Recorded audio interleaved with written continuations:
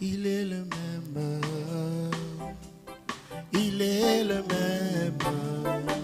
Il n'a pas changé. Il est le même. Il est le même. Il est le même. Il n'a pas changé. Il est le même. Il est le même. Il est le même. Il est le même. Il est le même. Il n'a pas changé. Il n'a pas changé. Il est le même. Il est le même. Il est le même. Il est le même. Il est le même. Il n'a pas changé. Il est le même. Il est le même. Il est le même. Il n'a pas changé. Oh, il est le même. Il guérit les malades. Oh, il est le même. Il n'a pas changé. Il est le même. Il est le même. Il est le même. Il est le même. Il n'a pas changé. Jésus, il est le même. Il est le même. Il est le même. Il est le même. Il n'a pas changé. Oh, il est le même. Il ressuscite le mort. Il est le même. Il n'a pas changé. Il est le même. Il est le même. Il est le même. Il est le même. Il est le même. Il est le même. Il n'a pas changé. Il est le même. Il est le même. Il est le même. Il est le même. Il est le même. Il n'a pas changé. Oh, Dieu est le même, il n'a point changé. Si nous pouvons acclamer une manière de dire, c'est vrai, Dieu, tu n'as pas changé. Que l'Éternel soit béni, que l'Éternel soit glorifié pour cela. Je vous salue, peuple de Dieu. Bonjour à tous. Oh, votre bonjour est semblable au climat. Il est attaché, votre voix est attachée au climat. Je vois, il fait froid. Même la gorge devient, pas dire froide, mais elle ne sait pas donner le meilleur d'elle-même. Est-ce qu'on peut bien répondre bonjour à tous? Voilà, que Dieu vous bénisse. Tu peux saluer celui qui est à droite, à gauche. Dis-lui que Jésus est le même, il n'a pas changé. Dis-lui encore que la prospérité, c'est ta destinée.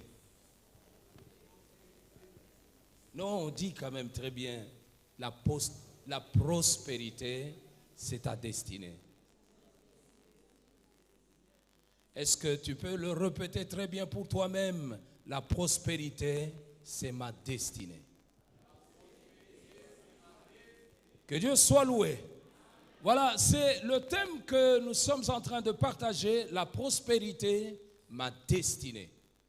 C'est que le Seigneur, mes bien-aimés dans le Seigneur, est grand dans ce qu'il fait. Voilà pourquoi je tiens à remercier le Saint-Esprit de ce qu'il est en train de faire dans nos vies, de ce qu'il est en train de placer dans nos cœurs. À lui la gloire, lui le patron, l'enseignant par excellence, à qui je dis, à toi le micro, à toi la salle, à toi nos cœurs.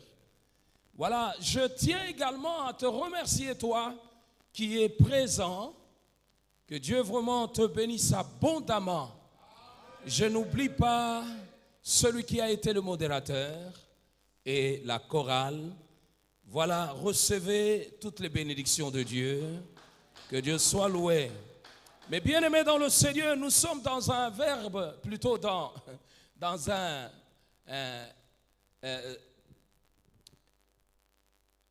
dans un livre, je voulais dire, qui est aussi merveilleux.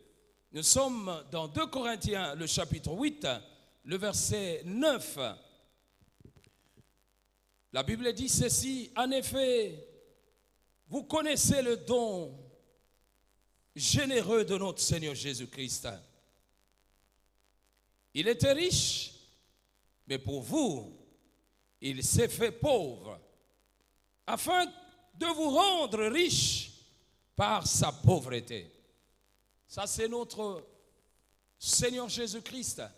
Car vous connaissez la grâce de notre Seigneur Jésus-Christ, qui pour vous s'est fait pauvre, de riche qu'il était, afin que sa pauvreté vous fussiez enrichis.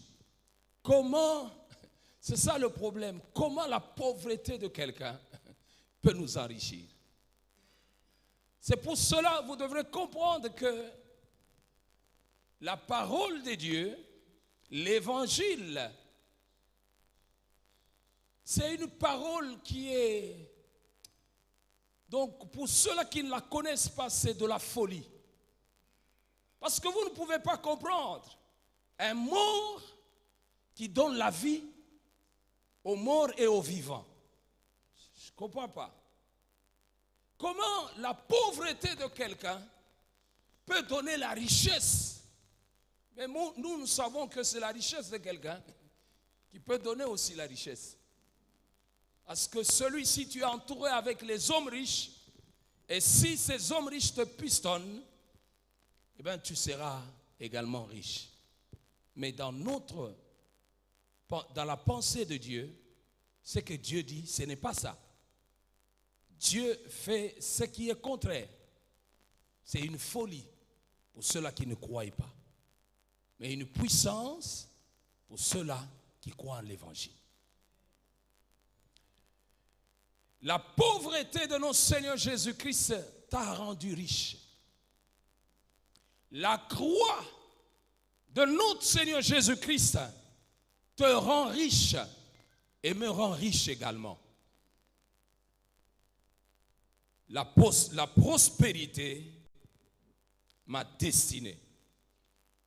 Bien-aimés dans le Seigneur, nous sommes en train de comprendre que la prospérité est la vie de tout celui que Dieu a créé.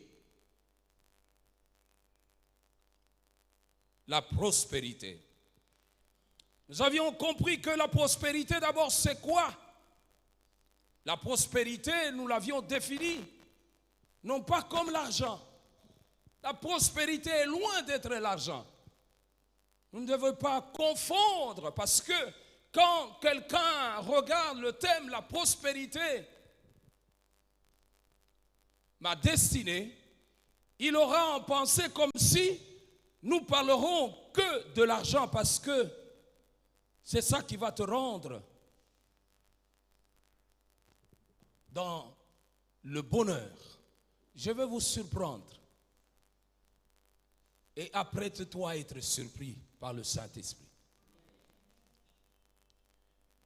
La prospérité, c'est quoi? La prospérité, c'est l'état de quelqu'un qui est dans la situation favorable sur le plan économique, social et la santé. Lorsque tu ne prospères pas de ton esprit, tu ne prospères pas de ton âme, tu ne prospères pas de ton corps, sache que la prospérité n'est pas encore arrivée chez toi. Je reprends, je disais que la prospérité, c'est l'état de quelqu'un qui est dans une situation favorable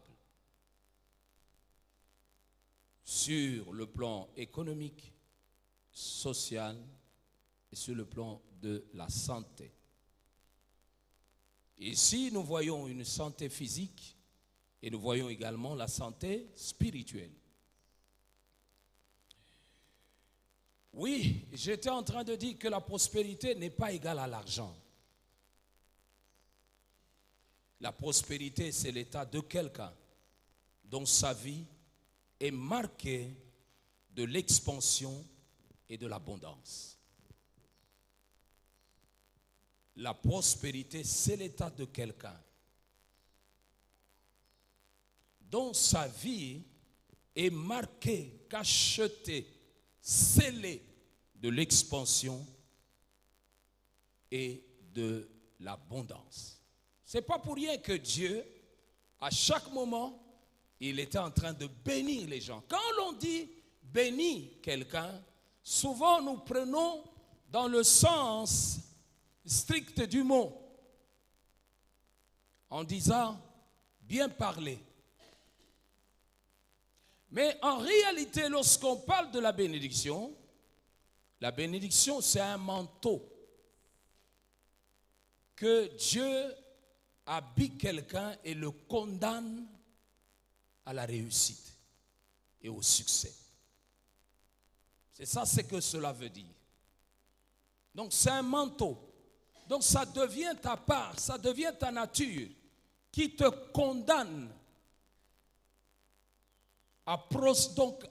au succès et à la grande réussite. C'est ça que Dieu te bénisse. En d'autres termes, que Dieu te condamne à la réussite. Donc, tel que nous sommes les condamnés à la réussite et au succès. Je m'attendais à un amen pour celui qui avait compris et recevoir. C'est qu'à chaque moment, quand on parle à toi, ma soeur, que Dieu te bénisse, c'est-à-dire que Dieu te met dans les conditions qui te condamnent à réussir. Et c'est pour cela, la Bible est claire en disant quoi? Que celui qui est béni reste comment? Béni. Pourquoi? Parce que tu es condamné. C'est comme quelqu'un qu'on a condamné à mort. Ce qui lui attend, c'est quoi? C'est être pendu ou fusillé. Parce que c'est la mort qui l'attend. Il n'existe plus. C'est un condamné à mort. Mais nous, Jésus, par sa mort, il nous a condamnés à réussir. Ah, c'est pour cela que je le déclare à toi et à toute l'Église. Réussissez à tous égards. Parce que c'est ça votre vie. Vous êtes nés pour ça, pour réussir.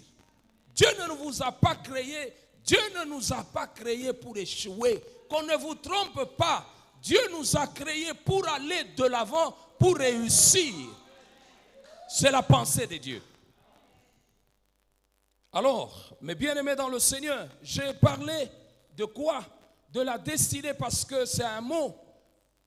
Lorsque vous prenez dans le dictionnaire, la destinée va vous dire comme si c'est une fatalité. Donc vous êtes là, et c'est ce que Dieu a dit, c'est ça qui va vous arriver. Or, ce n'est pas ça. La destinée, c'est un plan voulu par Dieu sur la vie d'une personne dont l'accomplissement dépend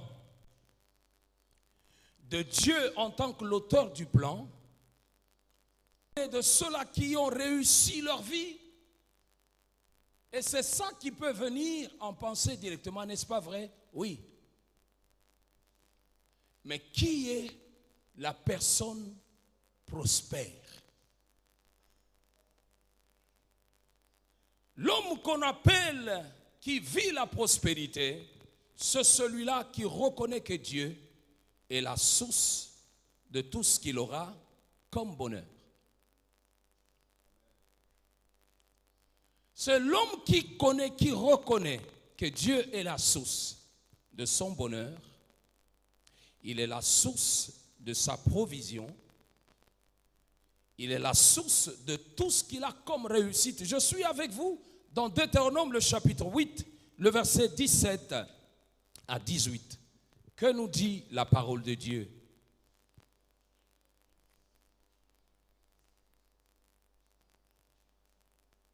Garde-toi de dire en ton cœur, ma force et la puissance de ma main m'ont acquis ces richesses.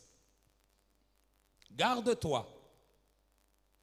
Souviens-toi de l'Éternel ton Dieu, car c'est lui qui te donnera de la force pour les acquérir, afin de confirmer, comme il le fait aujourd'hui, son alliance qu'il a jurée à tes pères.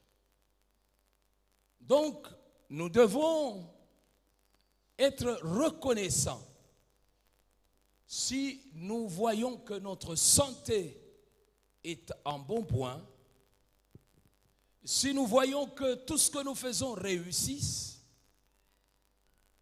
eh bien, nous devons être reconnaissants à ce Dieu qui nous donne les moyens de réussir, qui nous donne l'intelligence, parce que l'intelligence fait partie de la prospérité. Si aujourd'hui les gens t'apprécient, tu es beau ou belle, c'est la prospérité. Tu as une bonne taille. Il faut regarder la prospérité. Donc c'est Dieu qui te l'a donné. Alors à chaque moment, nous devons être reconnaissants vis-à-vis de ce Dieu créateur, que celui qui est la source.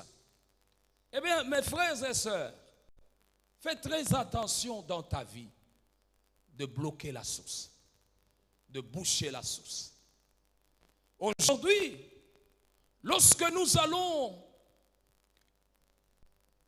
dans Zelama ici, vous allez trouver quelque chose qui vous frappe toujours. C'est quoi? Le fleuve, hein? Le fleuve tel que vous le voyez.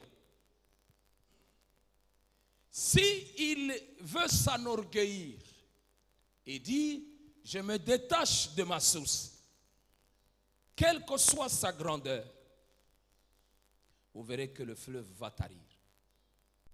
Parce que la source ne lui donnera rien. Tous ces affluents-là ne viendront pas jeter de l'eau. Et ils trouveront ça où? Parce qu'ils le trouvent où c'est? À la source. Et la source a toujours été très loin. Si vous devrez regarder la source, elle est à, je ne sais pas, à 2000 kilomètres. C'est au Katanga. Très loin au fond là. C'est là qu'il y a la source de ce que vous voyez. Mais alors, si tu ne reconnais pas la source de ce que tu es devenu, tu vas tarir. Vous savez, Dieu, on connaît Dieu en montant. Donc, on reçoit Dieu en montant. Mais on le connaît en descendant. Dieu que vous voyez. Vous allez le recevoir en montant. Mais pour le connaître, vous allez le connaître en descendant. C'est-à-dire, lorsque vous apprendrez à vous humilier, vous connaîtrez Dieu. Bien-aimé dans le Seigneur, c'est ça qui doit caractériser ta vie. Et déjà, quand nous regardons tout ça, nous allons nous rendre compte, mes frères et sœurs, que réellement tu as été mis au monde par tes parents selon les principes que Dieu a établis pour que tu prospères. Reculons un peu et regardons d'abord la création. Nous sommes dans le livre de Genèse, le chapitre 2, et plutôt 1, le verset 26. Voyez un peu ce que nous dit la parole de Dieu. On peut nous lire cette parole. Oui. Nous lisons au nom de Jésus-Christ. Amen. Puis Dieu dit, il dit quoi? Faisons l'homme à notre image, selon notre ressemblance, et qu'il domine sur les poissons de la mer, sur les oiseaux du ciel, sur le bétail, sur toute la terre et sur tous les autres reptiles qui rampent sur la terre. Oui. Dieu créa l'homme à son image. Il le créa à l'image de Dieu. Il créa l'homme et la femme. Dieu les bénit. Dieu les bénit. Dieu les bénit et Dieu leur dit, soyez féconds, multipliez, remplissez la terre et l'assujettissez et dominez sur les poissons de la mer, sur les oiseaux du ciel et sur tout animal qui se meut sur la terre. Que Dieu soit loué. Non, tu n'as pas fini. Et Dieu dit, voici, je vous donne toute herbe portant de la semence et qui est à la surface de toute la terre, et tout arbre ayant en lui du fruit d'arbre et portant de la semence, ce sera votre nourriture. Dieu, vous voyez un peu comment Dieu a pensé. Il a donné à l'homme les fruits qui ont, donc les arbres qui ont de la semence. Et des arbres qui ont en eux les fruits. Et ces fruits sont les semences. Dieu, il a un plan. Pourquoi donner à l'homme ce pain-là dans lequel il a placé la semence dedans? Pourquoi? On va y arriver. Mais dans la pensée de Dieu, il dit ceci. Il dit, il bénit l'homme. Et lorsqu'il bénit l'homme, il a prononcé les paroles qu'on appelle les paroles de la bénédiction. Il a commencé à condamner l'homme à vivre ces choses. Il est dit, multipliez-vous et soyez les maîtres. Ça, c'est le plan de Dieu. Le plan de Dieu, c'est la prospérité, la multiplication. C'est ça ce que Dieu veut. La vie, c'est ça ce que Dieu veut. La bonne santé. Ça, c'est le plan de Dieu. Dieu, il n'est pas d'accord lorsque quelqu'un a une chose qui meurt entre ses mains. Non. Ce que vous avez doit se multiplier. Si vous remontez, il a parlé même aux poissons. Il dit, multipliez-vous dans l'eau. Ça, c'est la pensée de Dieu. Pour toute la créature que Dieu a fait, Dieu l'a donné en dehors des anges. Je parle de tout ce qui est sous la terre. En dehors des anges, les autres créatures qu'il a placées sur la terre, il les a dotées la capacité de quoi? De prospérer, de s'épanouir et de devenir nombreux. Vous devrez devenir, nous devons devenir nombreux. Nous devons nous élargir. C'est la pensée de Dieu. À chaque moment, tu dois penser sur ça. Que Dieu m'a appelé à devenir nombreux. Alors, si vous voyez que vous ne devenez pas nombreux, c'est qu'il y a quelqu'un qui est venu faire le contraire et que vous devrez le chasser. Si vous voyez que dans tout ce que vous êtes en train de faire, vous n'arrivez pas à l'épanouissement, vous devrez chercher qui est l'auteur de ce blocage. Parce que Dieu m'a appelé à m'épanouir.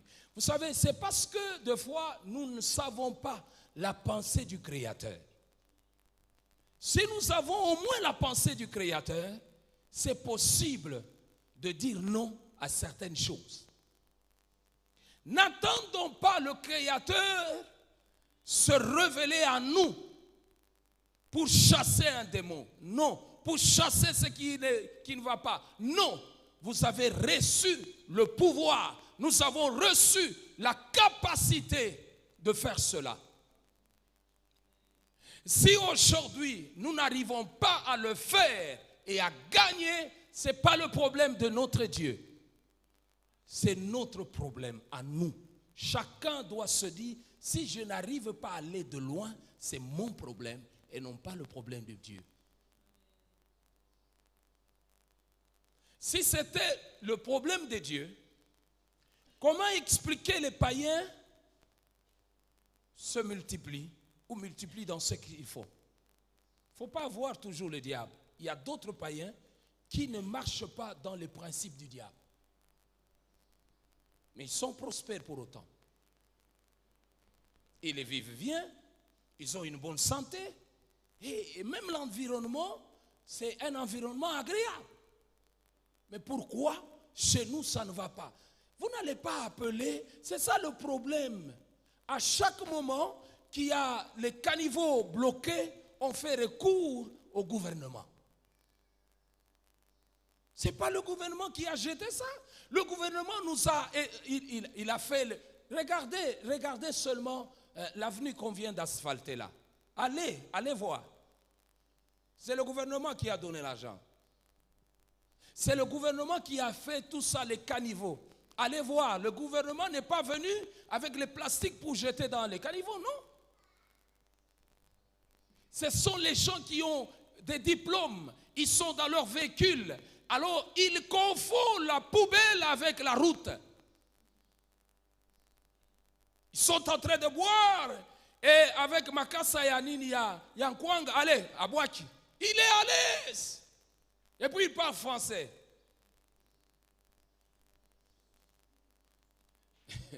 Mais quand on pousse à Nanaï, il te dira, est-ce que a changé à longue en français, à Beti Monokonabiso, Lingala, est-ce que Yonde? Bien-aimé dans le Seigneur, s'il y a inondation, est-ce que c'est le problème du gouvernement? Non. Des fois, nous sommes en train d'aller construire à des endroits déjà qu'on a dit déjà que ce sont des mauvais endroits. Mais parce que toi, tu veux seulement être en ville, tout proche des Andes, tu te dis non. Comme le Muntu, il est facile dans les dollars. Il faut lui montrer le dollar, il va fléchir, il va te laisser la place, tu construis et après ça s'écroule, tu commences à créer gouvernement. C'est ça la mentalité qu'il faut enlever dans nos têtes en tant que chrétiens. Si les choses ne marchent pas, ce n'est pas le problème de Dieu. Jésus est monté à la croix, il a pris sa pauvreté, il nous a enrichis. Vous voulez quoi encore? Vous voulez quoi?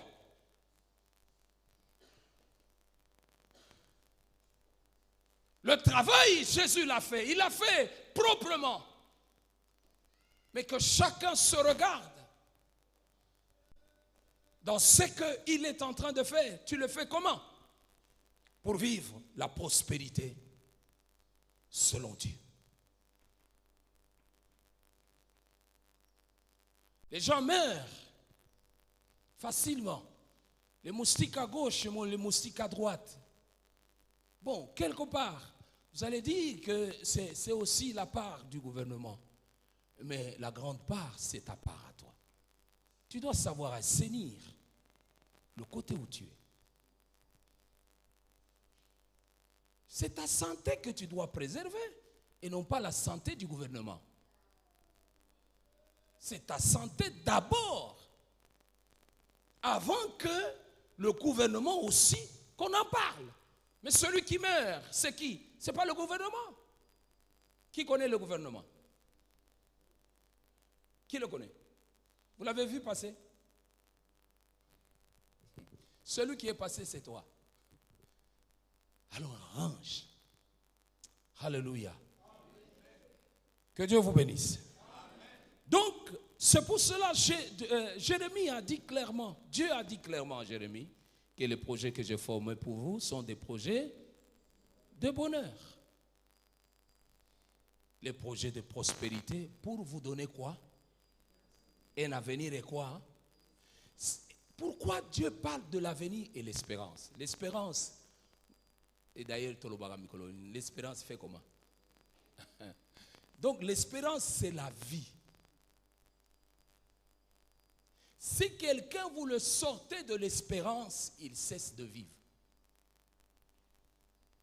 Ce qui te dit que demain ça va aller, c'est l'espérance.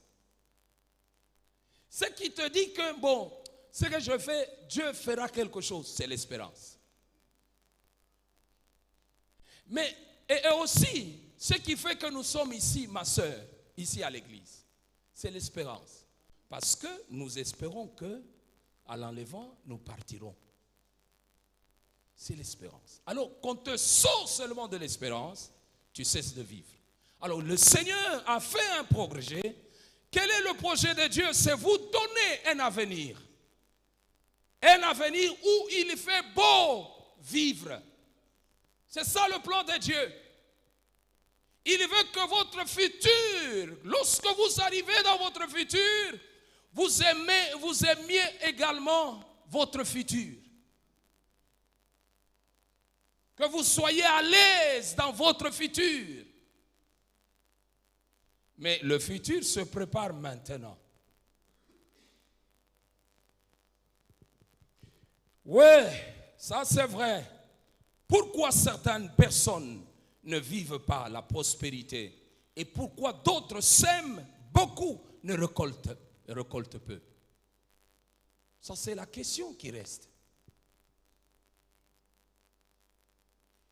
Je ne veux pas m'attarder sur certaines choses parce qu'on les a dit.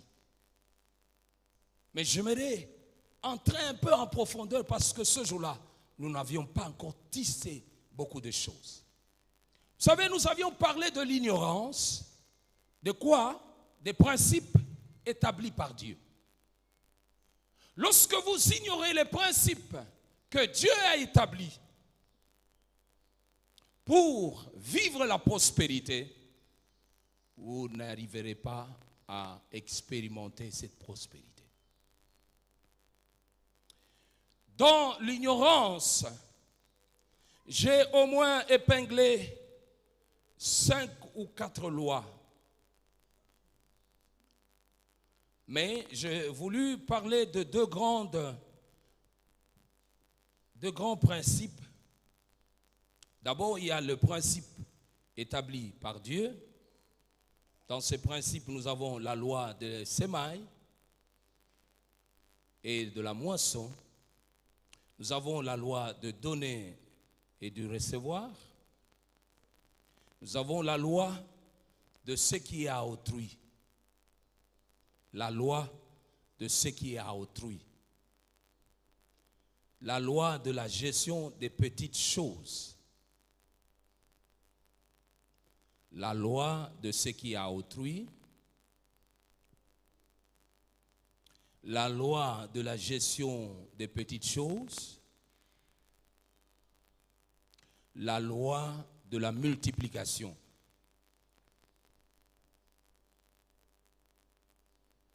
C'est dans cette loi de la multiplication qu'on y mettra le travail et les champs, les activités. C'est là. Mais j'aimerais un peu descendre, prendre la loi, l'ignorance de la base qui supporte la prospérité. Donc je parlais de l'ignorance des principes établis par Dieu et l'ignorance de la base qui supporte la prospérité. J'aimerais un peu rentrer dans le deuxième grand point. Je vais laisser et nous allons revenir dans les principes établis par Dieu. Mais prenons d'abord l'ignorance de la base qui supporte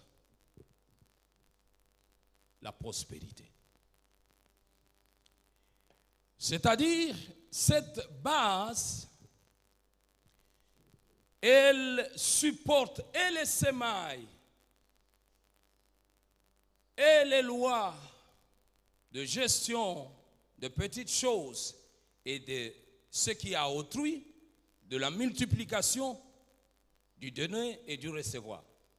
Si vous oubliez cette loi, cette base qui fonde vraiment ces lois-là, plutôt qui soutiennent ces lois-là, il vous serait difficile de bâtir. Vous ne pouvez pas commencer une maison sans pour autant faire la fondation. Et vous voulez une maison à étage, c'est votre fondation qui va déterminer.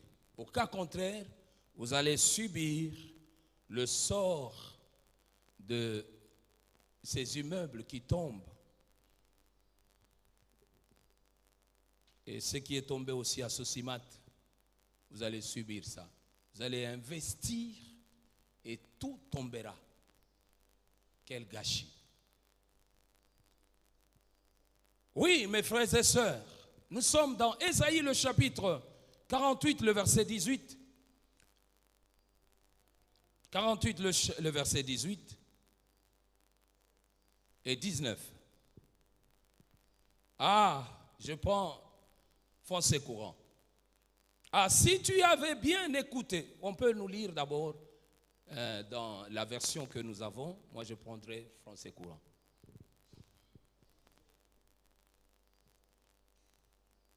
Nous lisons Ésaïe 48, 18 au nom de Jésus. Amen. Oh, si tu étais attentif à mes commandements, ton bien-être serait comme un fleuve. Ton bien? Ton bien-être serait comme un fleuve. Yoka. Et ton bonheur comme les flots de la mer. Ta postérité serait comme le sable, et le fruit de tes entrailles comme les grains de sable. Ton nom ne serait point effacé, anéanti devant moi. Que Dieu soit loué. Les mamans, et donc les jeunes, nous ont parlé de quoi? Fais-toi. Hein? Fais-toi quoi? Un nom. C'est grave. Ah, si tu savais bien écouter ce que je t'ai commandé, un fleuve de bénédiction aurait coulé vers toi. Et le salut serait venu à toi comme les vagues de la mer. Tes descendants seraient nombreux comme les grains du sable sur le bord de la mer. Leur nom ne risquerait pas de disparaître devant moi.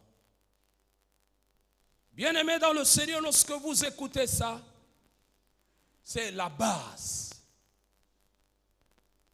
On nous parle d'être attentif, de prêter attention. De prêter attention à quoi? De prêter attention au commandement de Dieu.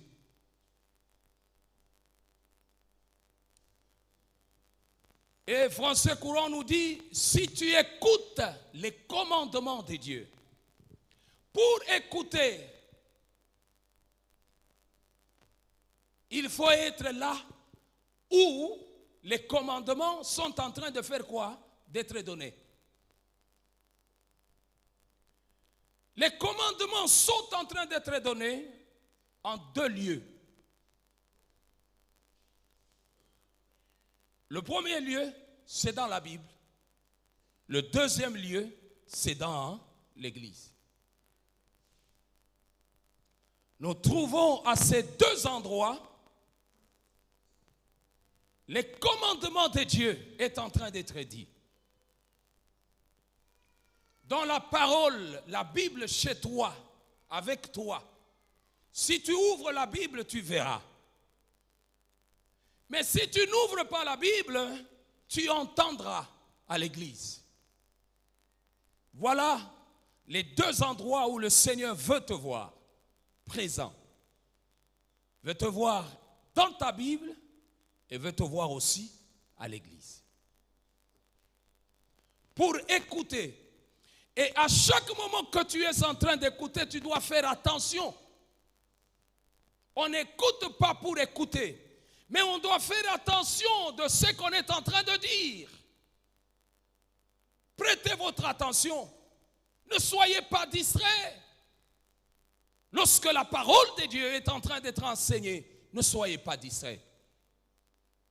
Prenez ce qui est à vous. Parce que chacun, lorsque nous parlons, il ramasse ce qui est à lui. Tous, nous n'allons pas ramasser la même chose.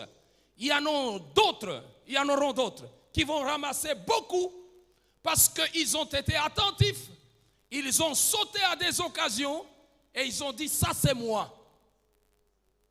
Ne soyez pas le poste de dispatch. Lorsque les choses arrivent, elle dit, ah, aya quitté. Fallait aya, ayo kabiloko. Non, reçois et dis, Seigneur, c'est à moi. Ne soyez pas là lorsque vous entendez quelque chose. Pasteur Alobelinga. Évitez de dire que pasteur Nde Alobelio. C'est le Saint-Esprit qui t'a parlé. Et non pas moi. Parce que quand vous dites que c'est moi qui vous ai parlé, vous avez l'intention de croire comme si je vous ai suivi, inspecté, et j'ai entendu les choses à gauche, à droite, et je suis venu vous balancer. Non. Un jour, je prends en témoin mon épouse, je pense avec quelqu'un ici dans la salle.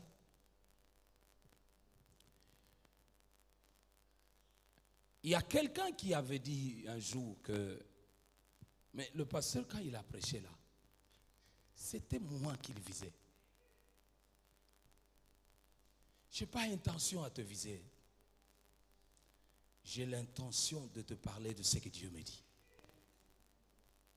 Alors, qu'est-ce qu'il y a eu? Elles étaient ensemble avec la personne parce qu'elles parlaient de ce qui était en train de se dire. Parlaient d'une chose que, regarde, il y a ça, il y a ça, il y a ça, il y a ça. Ils sont rentrés dans la salle, ils sont assis. J'ai pris le micro et le Saint-Esprit a commencé à parler. J'ai parlé des choses qu'elles ont parlé en cours de route. Avec des exemples. Et quand j'ai parlé, elles se sont regardées et n'ont rien dit. Mais moi, je prenais comme si, bon, ce sont des exemples que je prenais au hasard. Et je pointais même les gens à le nom. Et je disais, et à la fin, elle va me dire ceci. Je comprends que le don que tu as continué à agir. Parce que les choses que nous avons dit, on a parlé, on m'a dit que toi, tu montes du haut de la chair et tu parles des gens. Et nous avions cité telle et telle personne qui ont dit. Et voilà ce que nous avions aussi parlé. Mais à notre grande surprise, les mêmes choses qu'on a dit en route, j'ai même parlé à la sœur à la fin. Je lui ai dit, si ces choses, le pasteur les avait prêchées un autre jour, on aurait cru que moi je lui avais transmis ça. Mais cependant, nous venons tous d'entrer dans l'église et nous l'avions trouvé en train de parler. Il a parlé exactement. Ne vous en faites pas. Je prie pour vous, je prie pour l'œuvre. C'est possible que le Seigneur me donne vos cœurs parce que j'en demande cela. Dieu, donne-moi leur cœur, donne-moi leur pensée. Qu'est-ce que je dois leur dire? Il y a des fois que nous parlons exactement des choses qui se passent. Et recevez ça avec joie parce que je n'ai pas le temps de me mettre ici pour me défendre. Quand vous parlez de autrui à la chair, c'est l'arme des faibles. Parce que qui va vous dire? Qui va riposter? Personne. Vous terminez, c'est le escatedras, amen, amen, et c'est fini, tu pars. Est-ce que je peux fermer cette parenthèse? Acclamons le Seigneur.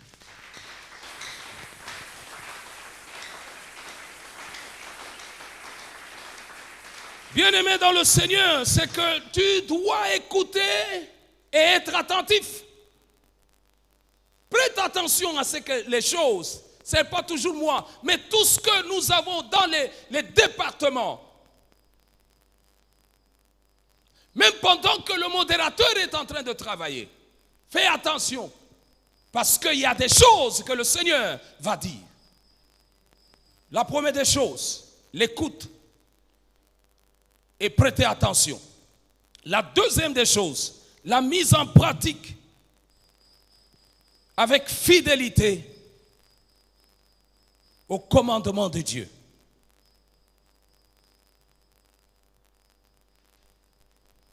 C'est de là que nous voyons l'obéissance et la soumission sincère. Pourquoi je parle de la soumission sincère? Parce que vous devrez savoir ceci, mes bien-aimés dans le Seigneur. Je reviens. L'écoute et prêter attention au commandement et la mise en pratique avec fidélité des commandements de Dieu. Et c'est là que nous allons voir l'obéissance et quoi? Et la soumission. La soumission avec comment? La soumission sincère. Pourquoi j'ai parlé de la soumission sincère? Vous pouvez être soumis sans être obéissant. Vous me comprenez? Quelqu'un peut être soumis, mais il n'est pas obéissant.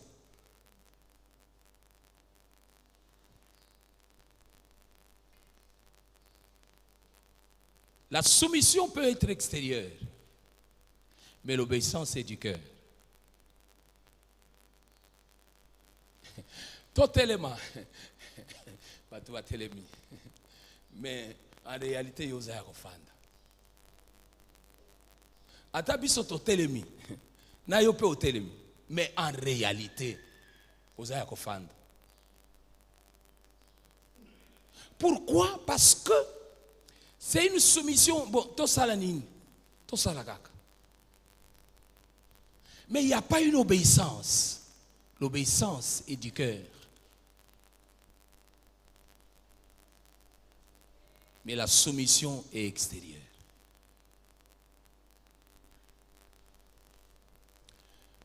Nous allons venir à 7h30. Parce que au moment passer 7h30, Makamambo, au fin de Sabiso, il va nous mettre encore dans le bureau pour nous parler. Bon, il n'y a pas obéissance, il y a soumission. Mais si tu le fais avec ton cœur, avec amour, ça devient une obéissance.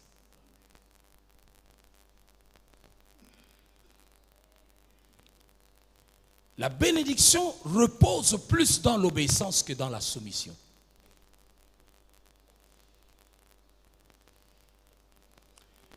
Bien-aimés dans le Seigneur, sont des choses que nous devons mettre en application tous les jours dans notre vie. Si cela n'arrive pas dans notre vie à se faire, mon frère, il te sera difficile de prospérer. Quand bien même, c'est la volonté de Dieu. C'est là que nous sommes en train de dire que la volonté de la prospérité, ma destinée, cette destinée dont nous sommes en train de parler, dépend et de Dieu, donc et de toi. Voilà pourquoi Dieu est en train de dire, si tu écoutais ce que je te disais, ta vie devrait être comment? Si tu étais attentif, si tu écoutais à mes commandements, ton bien-être serait comme un fleuve. Et ton bonheur comme le flot de la mer.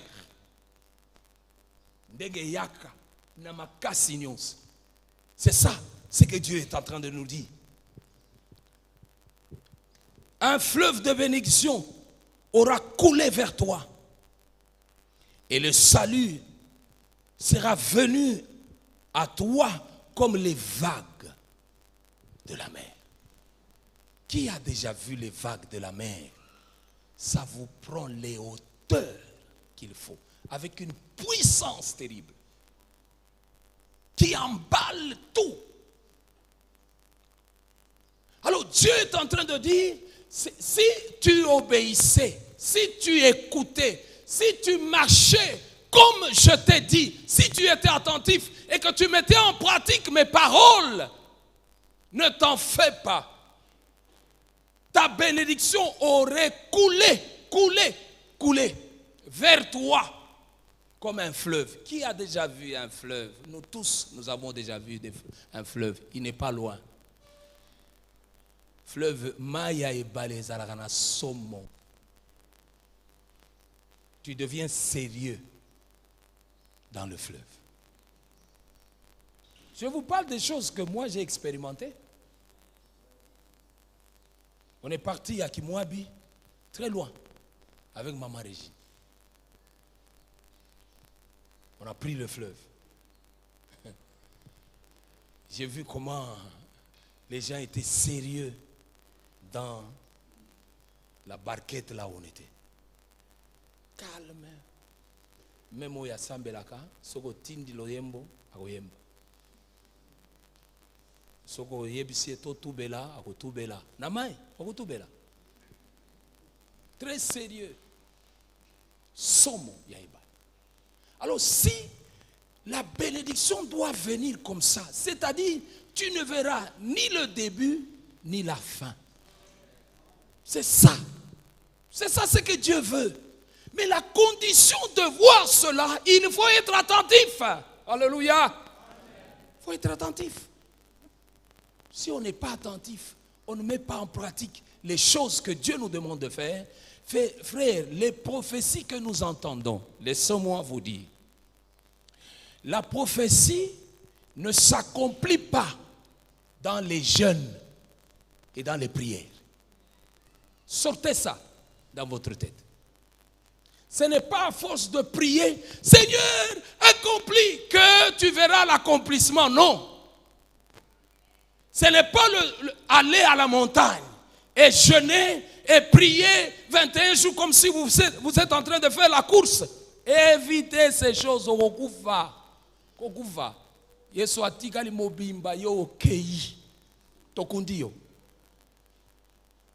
Une course dans les églises, je ne comprends pas. Toi, on a 21 jours. Bon, si c'est 21 jours, toi, on a 40 jours. Après une semaine. Toi, on a jeûne, il y a 51 jours. Ah? Bozo qui m'a wapi? Bozo qui est wapi? Quel est l'objectif même il y a un jeûne au Bozo Sal? Vous croyez que c'est en jeûnant qu'on a quelque chose à Dieu? Non. Le jeûne seulement nous dispose à être bien devant le Seigneur pour prier. Ce n'est pas le jeûne qui vous donnera ce que vous cherchez. Lisez la Bible. Dieu dit ceci. Vous jeûnez en Zacharie, je pense. Vous jeûnez, quand vous jeûnez pour moi. C'est Dieu. Ils ont mis un moko. Si j'avais prévu, j'allais vous faire lire. Mais c'est en Zacharie. Lorsque vous jeûnez là, vous jeûnez pour moi. Ce que Zamba tele miazo tunayo meshak tant vous jeûnez pour nanga. Mais pour nayo moko. Mais pour nani tokendaka tozoloba zambelanga ba jeûne na lekisi na ba prier na ba ve o sala kango pour nana. Écoutez, il y a des intimidations que Dieu ne peut pas. C'est parce que nous ne connaissons pas la Bible. Ce sont des intimidations inutiles. Vous savez, le Congolais est devenu selon les cantiques qu'il chante. Parce que nous chantons tous les jours, nous croyons que ce qu'on nous fait chanter là, c'est ça la réalité, c'est ça la vérité. C'est pour cela il est important que personne ne lise pas la Bible pour toi. Lisez la Bible pour vous-même. Que toi-même que tu lises la Bible. Ah, vous avez trouvé? Ah, merci beaucoup. Dis à tout le peuple du pays et aux sacrificateurs, quand vous avez jeûné là et pleuré au 5e jour, au 7e mois, c'est là depuis 70, c'est combien? 70 ans. Est-ce que c'est pour moi que vous avez jeûné? Oui, ok. Quand tu gênes, hein, koya kotande la biso ba gêne na yote. Et t'as le bisoté. C'est pas l'exploit. Alors. Parce que aux contre jeune, n'a contre jeune. Parce que moi-même je jeûne. Mais j'aimerais vous sortir la pensée qui n'est pas correcte. Pour qu'à chaque fois que vous faites quelque chose, faites-le clairement et bien. Pour dire que je jeûne, je dois bien m'habiller, je dois faire semblant comme si je ne suis pas jeune. Et je dois montrer à tout le monde que ça va. Avant, tango tozalaki, nakomatao, mungongo nyon ceci eziki. Pour que batu nyon soba yebake na sambelaka. Mungongo nyon so kase, watuko.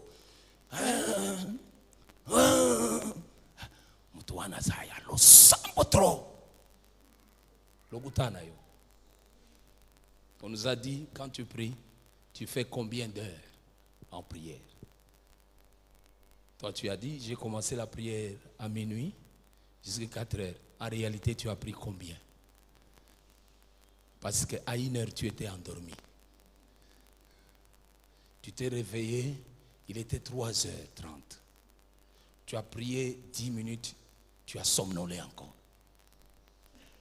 Tu vas te réveiller 4h moins 10, tu as prié. En réalité, tu as fait 35 minutes depuis que tu as commencé et tu as terminé. 35 minutes, tu étais en prière. Mais la prière n'est pas un programme. Hein? Malombi ezaya kosambela. La prière, ça se conjugue quand on prie. Non pas quand on dort. Quand on dort, on cesse de prier. Quand on se réveille, on commence. Alors il faut maintenant calculer. Lorsque tu t'es réveillé là, il était quelle heure?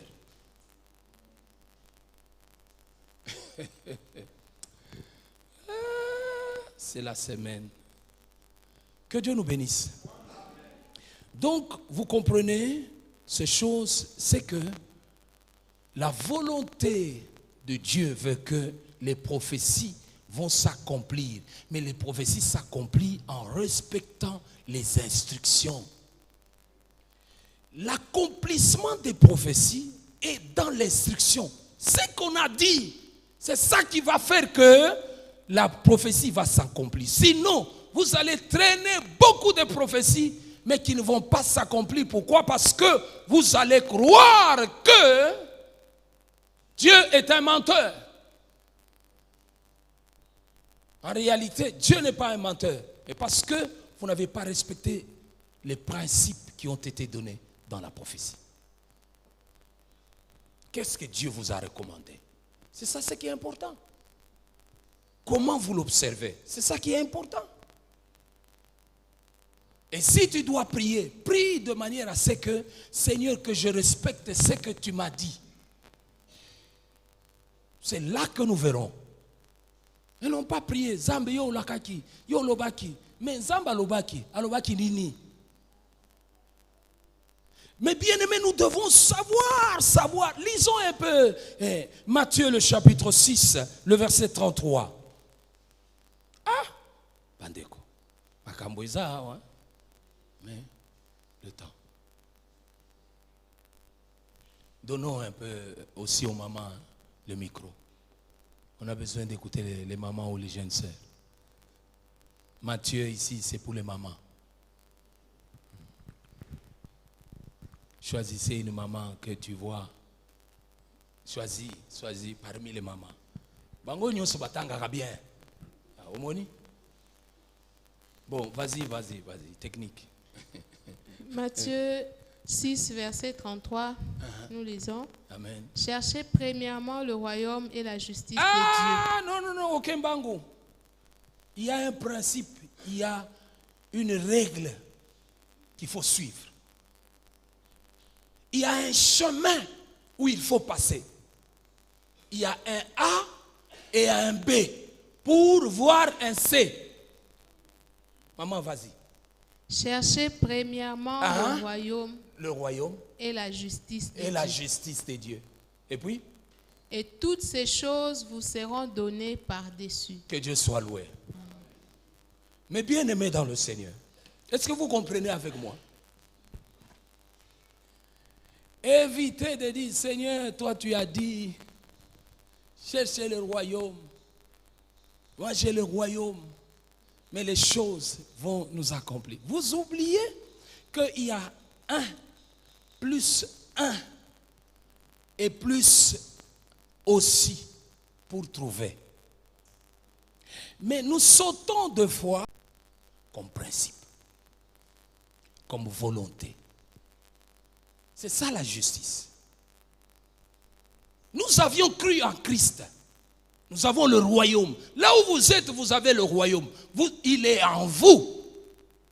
Mais le problème, c'est le quoi? C'est vous devrez rechercher la justice de Dieu. Que me dit la parole de Dieu en telle circonstance? Dans telle situation, qu'est-ce que je dois faire par rapport à la parole de Dieu? Est-ce que je mets en application pour que le Seigneur me donne aussi les autres choses comme les matabisi? Nous brandissons toujours, oh non, les surcroît, toi tu as dit, mais pour avoir les surcroît, il y a des éléments qu'il faut suivre. Il y a une règle qui a été établie.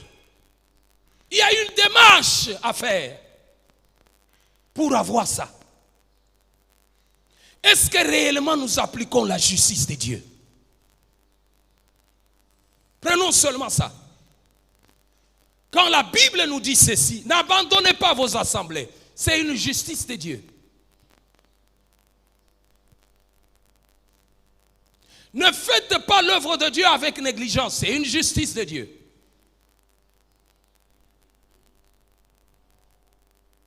Que votre oui soit oui et que votre non soit non, c'est une justice de Dieu.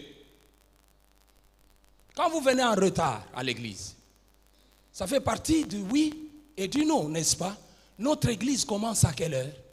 Et mais maintenant, vous voulez toujours que nous commençons à cela, que nous terminons à cela. Mais nous venons non pas à cette heure-là.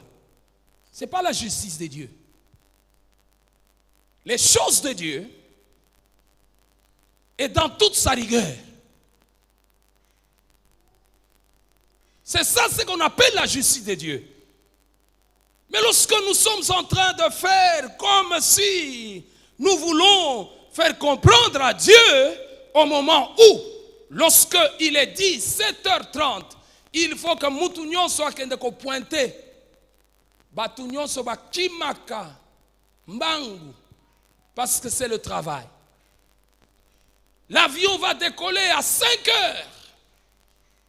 Vous devrez vous présenter 2 heures avant. Nous voyons comment on se lève. N'a aucun de là un avion. Mais, Nabima, 3 heures. Pour que Nazala, à 16 heures là. Demandez à Maman Belly. Un jour, elle est arrivée en retard. À l'aéroport, Napoto. Kima. C'est comme ça que lorsque nous ratons un avion, il y a pénalité.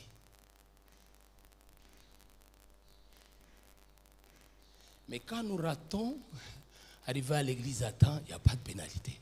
Zambeko? Mais ça fait partie de la justice de Dieu. Pourquoi? Parce que la Bible nous dit, la nature ne vous enseigne-t-elle pas? Ça fait partie de la justice. Il y a certaines choses, nous allons croire comme si nous exagérons. Mais c'est parce que nous voulons mettre tout un chacun devant ce que la Bible dit. Afin que tu sois éligible à la bénédiction de Dieu. C'est seulement ça. Pour que l'on ne dise pas que Dieu est menteur. Dieu n'est pas menteur. Mais c'est nous-mêmes qui faisons de Dieu menteur et non pas Dieu. Frères et sœurs, la prospérité, ma destinée, t'exige ces choses.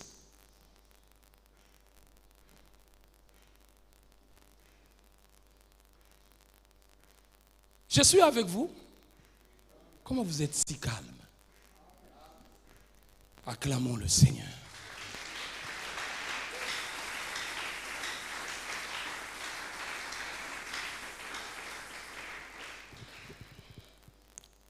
Bien-aimé dans le Seigneur, j'aimerais que tu mettes de l'ordre dans ta vie. L'homme devient ce qu'il est. Ce qu'il fait plutôt. L'homme devient ce qu'il fait au quotidien. Tout ce que tu fais là, c'est ça que tu deviendras. C'est ça, les principes de Dieu. L'homme est ce qu'il mange tous les jours. C'est ça ce que tu produiras. Tu ne produiras pas ce que tu ne manges pas. C'est ce que tu manges, tu le deviendras. Si tu manges mal, tu deviendras dans une mauvaise santé. Oui, si nous devons revenir dans le premier, l'ignorance des principes, je sais que je vais sauter certains points. Dans la semaille et la moisson. Lorsque vous prenez de Corinthiens le chapitre 9, le verset 6, Luc le chapitre 3 et 6, le verset 38, et Psaume le chapitre 5, le verset 6. Est-ce qu'on peut nous prendre le livre de Psaume? Bon, ça nous avons déjà, celui qui sème abondamment, moissonnera abondamment. Ce sont les principes. Luc nous dit quoi? On te mesurera. Oui, vas-y sur Luc. Qui a déjà trouvé peut lire directement Luc.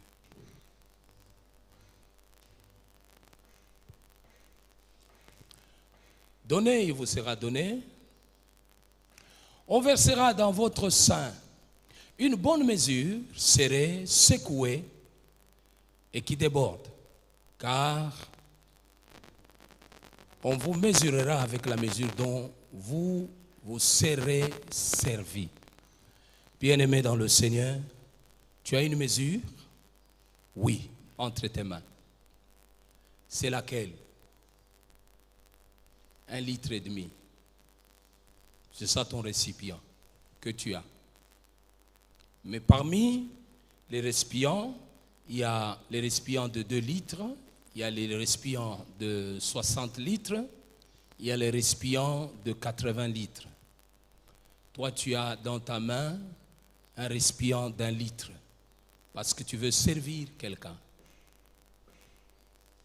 Et tu te dis, si je prenais les 80, je vais dépenser beaucoup. Autant mieux que je prenne les 1 litre. Et tu prends 1 litre, tu sers à quelqu'un. Le Seigneur aussi, pour te servir, il laissera les 80 litres que tu es en train de voir. Parce que tu vois, Seigneur, si tu verses ça pour moi, mais toi tu as versé combien? Dans ta main, tu as un récipient de combien de litres? Tu as un récipient d'1 litre. Parce que c'est ça que tu as choisi. Et maintenant, quand tu veux recevoir 80 litres. Tu le tiendras où? Parce que toi, tu as un récipient d'1 litre. Raisonne comme cela. C'est ça ce que le Seigneur a expliqué. La mesure que tu es en train de mesurer les uns et les autres, la même mesure qu'on prendra. Et on va serrer. Et on ajoutera, on te donnera. Si tu as très mal servi, attends-toi à être très très mal servi par Dieu. Là, on ne comprend pas. On dit que non, pasteur, là tu exagères. C'est comme ça la Bible. Il était en train de parler aux commerçants. Il était en train de parler aux agriculteurs. Parce que c'est eux qui utilisaient les mesures pour mettre la moisson et aller semer avec. Il dit, ne faites pas, ne trompez pas Dieu. On ne se moque pas de Dieu. Si tu as cette mesure, on dit à l'église, donnons. Par exemple, toi tu prends pour donner, tu choisis la mesure d'1 litre et tu mets pour donner à l'église. Et tu te mets à chez nous pour demander à Dieu de te donner. Et tu regardes, il y a 100 litres. Dieu ne te donnera pas.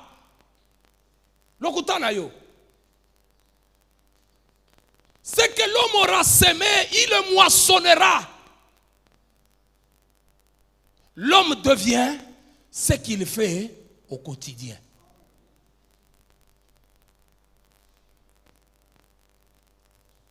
Écoutez, lorsque tu es infidèle dans les choses de Dieu, Dieu va prendre la mesure de ton infidélité pour te servir toi. Afin que tu manges ce que tu as semé. Dieu ne peut pas te donner ce que tu n'as pas semé, mon frère. N'attendez pas à les récolter dans le champ, le maïs que toi tu n'as pas semé. Tu as semé les haricots, va récolter les haricots. Même si, en ce temps-là, ce qui est bon marché, c'est le maïs. Dieu ne va pas changer tes haricots là en maïs pour que tu aies beaucoup d'argent. Non. La nature, elle est là, elle est claire. Ceux-là qui sont entrés dans le champ pour semer une semence de telle nature, ils ont moissonné la nature de cette semence, mais beaucoup. Voilà pourquoi, mes bien-aimés, à chaque moment que nous venons pour servir Dieu, nous devons vérifier quelle est la mesure que nous détenons entre nos mains pour servir nos frères, pour servir nos sœurs, pour nous servir nous-mêmes et servir l'Église.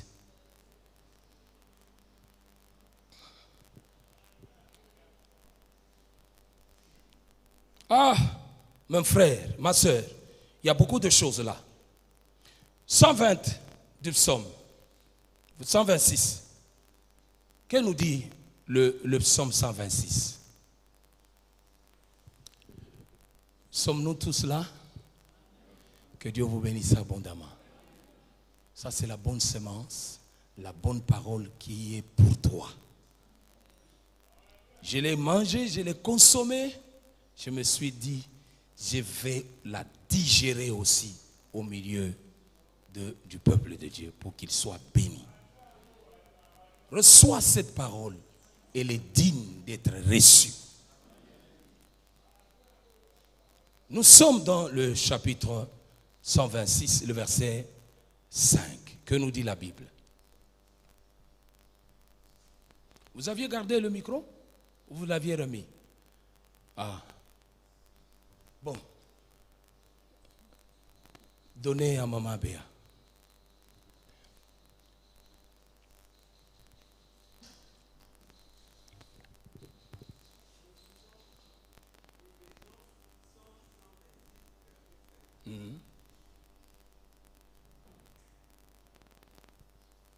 Nous lisons au nom de Jésus. Amen. Ceux qui sèment avec larmes moissonneront avec chant d'allégresse. Que Dieu soit loué. Ceux qui sèment avec larmes moissonneront comment? Chant d'allégresse. J'aimerais que vous compreniez que la prospérité dorme là où il y a les larmes. Ça, ce sont les principes. Là où se trouvent tes larmes, c'est là que se trouve ta prospérité.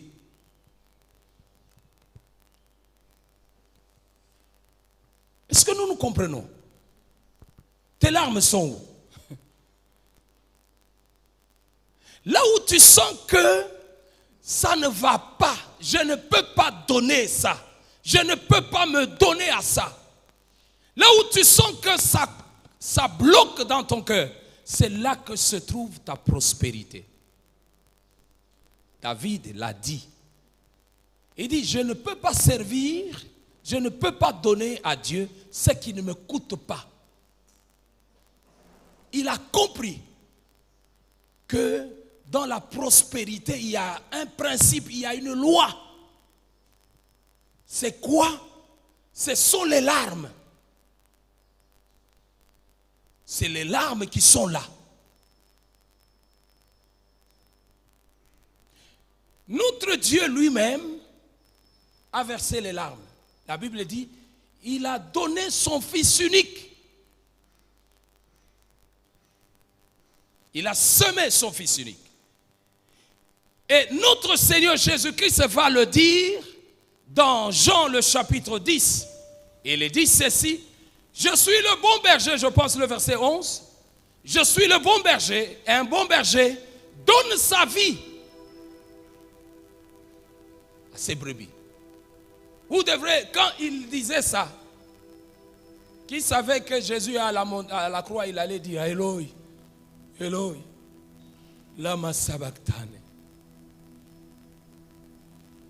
Qui savait? Cette parole l'attendait là, à la croix, où il allait pleurer. Mon Père, pourquoi m'abandonnes-tu? Là, après avoir pleuré, il a fait quoi? Il a été élevé. Abraham, parce que nous demandons la bénédiction d'Abraham, nous sommes fils d'Abraham. Dieu va dire dans Genèse le chapitre 22, le verset 1, Abraham, donne-moi ton fils et ton unique. Je dis, la prospérité est là où il y a des larmes.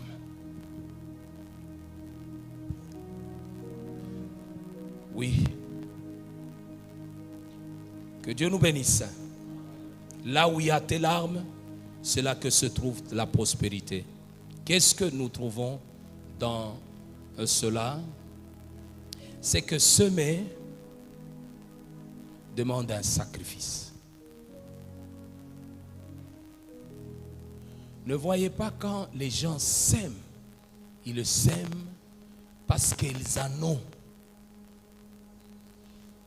Parce qu'ils ont le temps. Parce que ne voyez pas seulement semer l'argent, il y a des gens qui sèment leur temps. Ce n'est pas qu'ils ont le temps. Mais il y a des choses, nous le faisons, c'est par sacrifice. C'est ça ce que tu n'aimes pas. Les gens veulent croire que Dieu c'est un micro-ondes. C'est ça ce que les gens voient. Dieu a un système à micro-ondes. Vous voyez, Nabiloko? Dieu n'est pas comme ça. Il y a un sacrifice que tu dois donner. Au-delà du sacrifice, il y a de la discipline. Nous devons avoir la discipline. Pourquoi? Parce que Dieu donne le pain et donne la semence. Il y a deux fois nous mangeons et le pain et la semence. Depuis le début, Dieu, en créant l'homme, il a dit, je te donne l'arbre qui a quoi? Qui a de la semence et le fruit se trouve dans cet arbre. Si tu sèmes, tu auras l'arbre. Et dans l'arbre, tu auras les fruits. Tu en mangeras, les fruits. Et des fruits, tu en tireras la semence. Tu mettras. Parce que Dieu veut que nous continuions à prospérer et à demeurer dans la l'abondance. Et pour demeurer dans l'abondance, il faut savoir qu'il y a une semence qui doit mourir en terre pour donner le pain.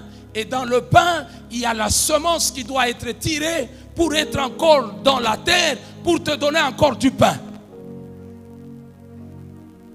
Ayez ça en pensée, mes frères. Sinon, nous allons souffrir. Sinon, nous allons souffrir. Si vous ne savez pas vous sacrifier, il vous sera difficile d'atteindre la prospérité, quand bien même la prospérité est ta destinée. La troisième des choses, il y a l'oubli. Vous devrez oublier. Il y a l'oubli. Oublie. Lorsque tu jettes ton pain sur l'eau, oublie. Il y a l'oubli, il y a la patience, il y a la persévérance. Ce que nous devons savoir, mes frères et sœurs, sème d'abord. Sacrifie-toi. Abandonne-toi. Et après ces choses, nous allons moissonner. Mais lorsque nous semons avec larmes aux yeux. Ce n'est pas facile. Nous avions cultivé. Je connais. Sortir très tôt matin, aller au champ, travailler et rentrer.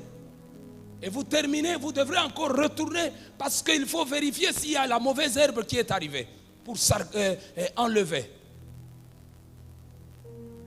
Et vous devrez vérifier. À chaque fois que les jeunes plantes commencent à bourgeonner, vous devrez aller vérifier la terre. Pour y ramener un peu de la terre et arranger pour que ça continue à bien croître. Mais il faut attendre le temps. Et dans tout ce temps-là, il y a un sacrifice que vous devrez faire. Vous devrez faire. Cependant, quand vous faites ça, Dieu lui s'occupe de la croissance. Ce n'est pas vous qui allez amener la croissance, c'est Dieu. Mais à toi et à moi, c'est de s'aimer. Faire croître, c'est Dieu. Arroser, c'est Dieu. Que Dieu soit loué.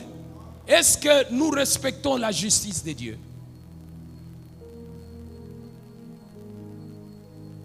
La question demeure. Mon frère, ma soeur, il y a des choses que tu dois garder. La persévérance. Le temps que ça doit prendre. Sont des choses que nous devons à chaque moment respecter. Si on ne respecte pas ça, il n'y a pas de moisson. La moisson n'est pas loin. Mais elle te demande maintenant de changer la manière de faire. Dieu nous appelle à la bénédiction. Mais Dieu dit ceci: ce peuple ne sera béni que si ils apprennent à semer. Sacrifie-toi, dépense ce que tu as, dépense ce que tu possèdes, dépense ce que tu es. Oublie-toi. Viens quand il s'agit de venir. Lorsqu'on a besoin de toi, sois là. Et c'est là que le Seigneur ne manquera pas de nous bénir. Que le Dieu de grâce vous bénisse abondamment.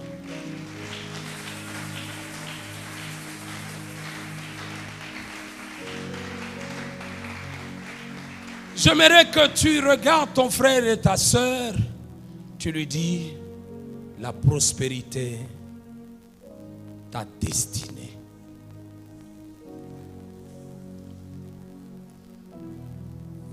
Est-ce que tu peux aussi te le dire toi-même, la prospérité, ma destinée? Que ces paroles-là, que Dieu les accompagne avec toute sa puissance et que Dieu vous bénisse abondamment. Oui, nous allons passer aux offrandes. Nous laissons le modérateur.